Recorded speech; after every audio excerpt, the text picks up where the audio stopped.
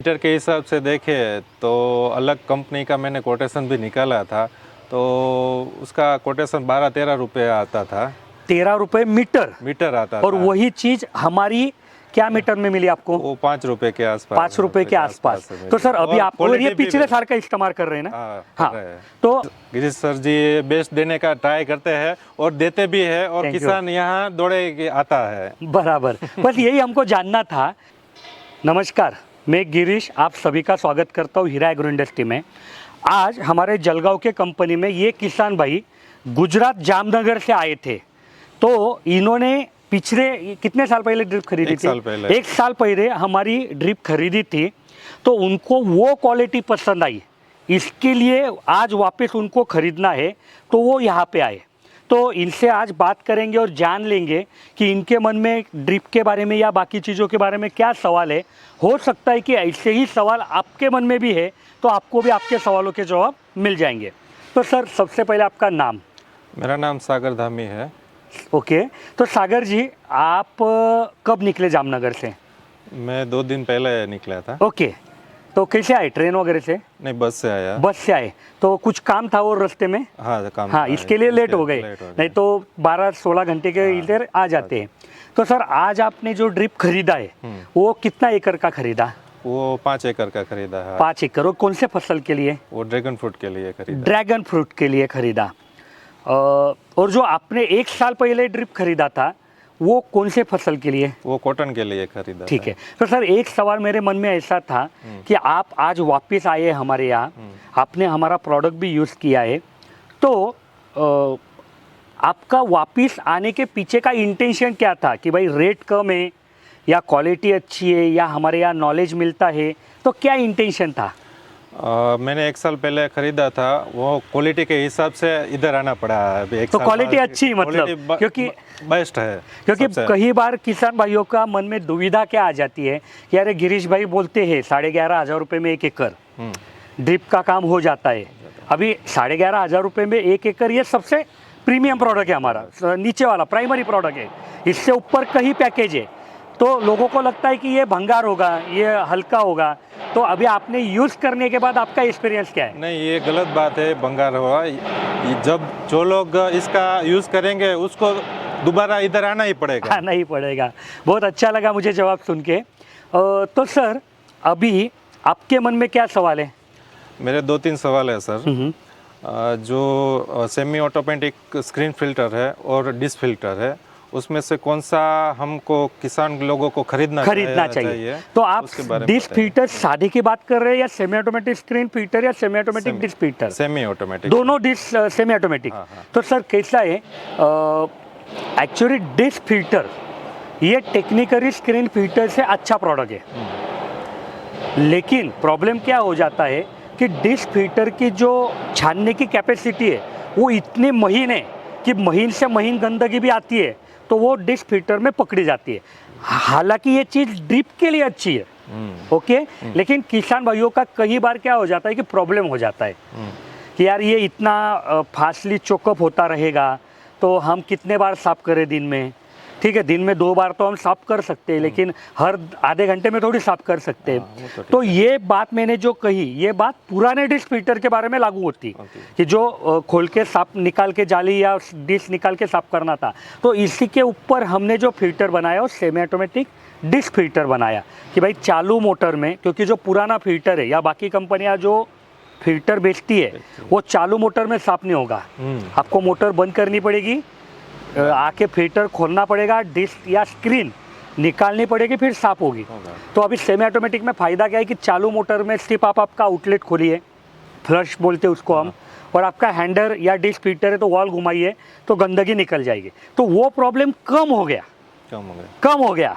लेकिन आखिरी में कॉल आपको लेना है कि भाई आपको बहुत दिक्कत हुई तो चलेगा, लेकिन ड्रिप अच्छी चलनी चाहिए तो डिस्क फिल्टर लीजिए। लेकिन कहीं हो जाती है दिक्कत कि भाई आधे घंटे में अगर डिस्क फिल्टर चोकअप होगा तो किसान भाई कैसे करेगा? तो उनको फिर स्क्रीन फिल्टर टाइम उसमें ही चला जाता है। हाँ, और मैनेज नहीं होता है ना। और कैसा है, कई बार मैंने एक अनुभव लिया है कि शुरुआती कुछ दिनों में किसान भाई बहुत ज़्यादा अटेंशन से वो फिल्टर साफ करेंगे, ये करेंगे, वो करेंगे, लेकिन टाइम 1 साल 1.5 साल निकल गया कि वो ध्यान चला जाता है, फिर आदमियों के भरोसे रहता है आदमी, फिर वो मेहनत आती है तो करता नहीं है। इसके लिए अगर मेरा तो ये जवाब है कि फिल्टर लगवाना है तो सेमी ऑटोमेटिक लगाओ। अभी वो स्क्रीन या डिश ये आपको कॉल लेना है, दोनों भी अपने जगह है, लेकिन आपके यहाँ क्या पानी का सोर्स क्या है? वो बोरवेल का रहता है हाँ, सर। अगर पानी में बहुत ज़्यादा दिक्कत नहीं है तो आप डिश फिल्टर लगवाइए। अगर आपको उतना प्रावधान है कि भाई आप साफ कर सकते हो। मैं बताना भूल गया कि भैया बैंक में एक बड़े पद पे काम करते हो तो उनका ही फिर का उनको अनुभव देता हूँ कि एफडी किसी को करानी है तो एफडी भाई 1 साल की भी बुरी नहीं है, 3 साल की भी बुरी नहीं है और 5 साल की भी बुरी नहीं है, लेकिन ये उनको क्या दिक्कत, मतलब कब पैसों का काम है या उनका टारगेट क्या है, उस हिसाब से वो सोचना चाहिए। वैसा यहाँ पे हमने आपको दोनों फिल्टर का बता दिया कि भाई डिश फिल्टर की जो छानने की कैपेसिटी है वो स्क्रीन फिल्टर से कभी भी ज़्यादा है, लेकिन उसका चोकअप का प्रॉब्लम रहता है। हालांकि वो प्रॉब्लम सेमी ऑटोमेटिक आने से कम हो गया, लेकिन है थोड़ा बहुत। अगर आपको लगता है कि नहीं भैया मैं वो कर पाऊँगा लेकिन मुझे मेरी ड्रिप की लाइफ बढ़ानी है तो आप डिश लीजिए। अगर आपको ऐसा लग रहा है कि नहीं भाई मेरा बड़ा काम है, मैं नहीं कर पाऊंगा या लोग नहीं करेंगे, तो कम से कम स्क्रीन फिल्टर लगवाइए। और जो कई सारे किसान भाई है कि जो बिना फिल्टर से ड्रिप चलाने का सोचते हैं तो उनको मैं बोलूँगा कि वैसा मत करो, रूल लगाइए, अगर फिल्टर नहीं तो ड्रिप नहीं। ड्रिप नहीं। और एक सवाल है सर, अपने चिल्ली का फसल लगाना है तो उसमें 16 जो चपटी नली आती है या राउंड नली आती है तो उसमें से कौन सा बेटर रहेगा? सर आपने इसके पहले जो ड्रिप खरीदा वो चपटी खरीदा या गोल खरीदा? नहीं, चपटी खरीदा। चपटी खरीदा। तो सर अभी चपटी और गोल कोई बुरी नहीं है, सिर्फ क्या है मालूम है क्या होता है कि जब किसान भाई बोलता है कि हमको कम पैसों में जाना है तो हम बोलते हैं चपटी में जाओ। 0.25 mm जो 11,500 रुपये में 1 एकड़ का हमारा पैकेज है। अगर आपको थोड़ा उसमें ऊपर जाना है तो 0.4 mm जो आपने खरीदा है, आपने यूज़ किया, ओके हाँ। लेकिन अगर किसान बोलता है कि भाई हमको इससे ऊपर वाला प्रोडक्ट चाहिए तो हम बोलते हैं कि चपटी में अभी मत जाओ क्योंकि वो महंगा हो जाएगा, तो आप प्रॉपर गोल में जाओ। हाइड्रोकोल में क्या होता है कि ये प्रॉपर शेप गोल आता है ना, तो इसका फिटिंग आसान होता है, इसका मेंटेनेंस आसान होता है और उसका ड्यूरेशन लाइफ में कोई प्रॉब्लम नहीं है। दोनों का प्रिंसिपल एक है, दोनों एक जैसा टिकने वाली है, लेकिन जो कन्वीनियंस है, जो मेंटेनेंस है वो गोल में कम हो जाता है। अच्छा अच्छा। और ये बहुत बड़ी बात है सर। मतलब आज आपको ड्रिप 5 साल यूज़ करना है और 5 साल में अगर आपका मेंटेनेंस कम हो रहा है, मेहनत कम हो रही है तो ये अच्छा है। तो कभी भी अगर आपके पैसा खर्च करने की तैयारी है तो हम आपको गोल में लेके जाएंगे। अगर आप बोल रहे हैं भाई हमको सस्ता चाहिए तो फिर हम आपको चपटी में लेके जाएंगे। अच्छा अच्छा। और एक सवाल ये सर था कि जब किसान ड्रिप खरीद तो लेता है, अभी उसका जो पाक वगैरह है वो ले लेता है, बाद में जब 2-3 साल लगते हैं तो उसका जो एसिडिक ट्रीटमेंट वगैरह है तो उसके बारे में कुछ बताइए। सर इसके ऊपर मैंने 2 वीडियो ऑलरेडी बनाई हुई है। एक वीडियो में मैंने बोला है कि ड्रिप चोकअप ना हो इसके लिए क्या करना चाहिए, और दूसरी वीडियो कि अगर आपकी ड्रिप चोकअप हो गई है तो उसको साफ कैसे करना चाहिए। लेकिन आपने जो सवाल पूछा है ना, तो ये गलत है कि 2 साल बाद ऐसे ट्रीटमेंट करना है। एक्चुअली ऐसे ट्रीटमेंट एक प्रिवेंटिव है। अच्छा, मतलब बाद में वो चोकअप निकालने के काम में आएगी, लेकिन शुरुआत से अगर उसको करेंगे, मतलब आज अगर आपने ड्रिप ली ना 6 महीना जब मत कीजिए, लेकिन तो ऐसा है कि भाई 6 महीना 8 महीना या 1 साल बाद आपकी फसल निकल रही है, आपको ड्रिप उठाना है तो पहले उसको एसिड ट्रीटमेंट कीजिए, उसको उठा लीजिए और फिर बाद में उसका इस्तेमाल कीजिए। तो तब क्या हो जाएगा कि जो अंदर साल्ट है, खार है, तो वो ज़्यादा पक्का नहीं होगा, सॉफ्ट रहेगा तो जल्दी निकल जाएगा।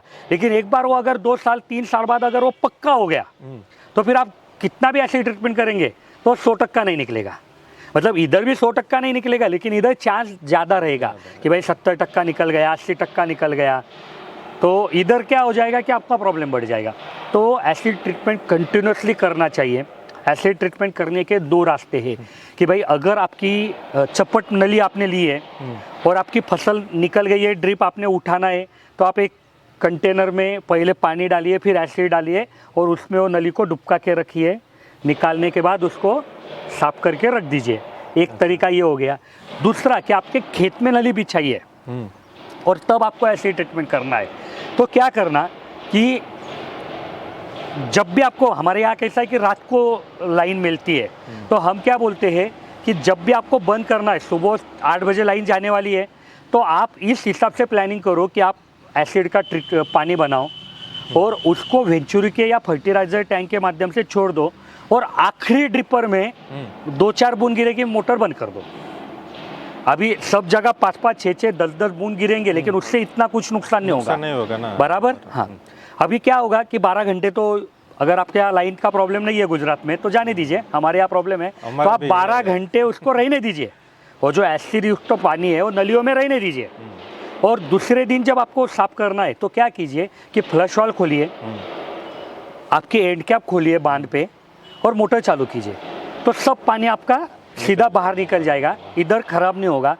सबसे पहले तो फ्लश वाल्व से निकलेगा, फिर फ्लश वाल्व बंद कीजिए, फिर एंड कैप से निकलेगा, फिर सब पानी निकल गया कि एंड कैप बंद कीजिए, आपका काम चालू कीजिए, तो वो 12 घंटा 24 घंटा जो एसिड आपका ड्रिपर पानी में बुड़ा रहेगा ना, तो वो क्लीन हो जाएगा। तो इतना आसान है ये, मतलब साल में 1 बार 2 बार किया तो चलता है।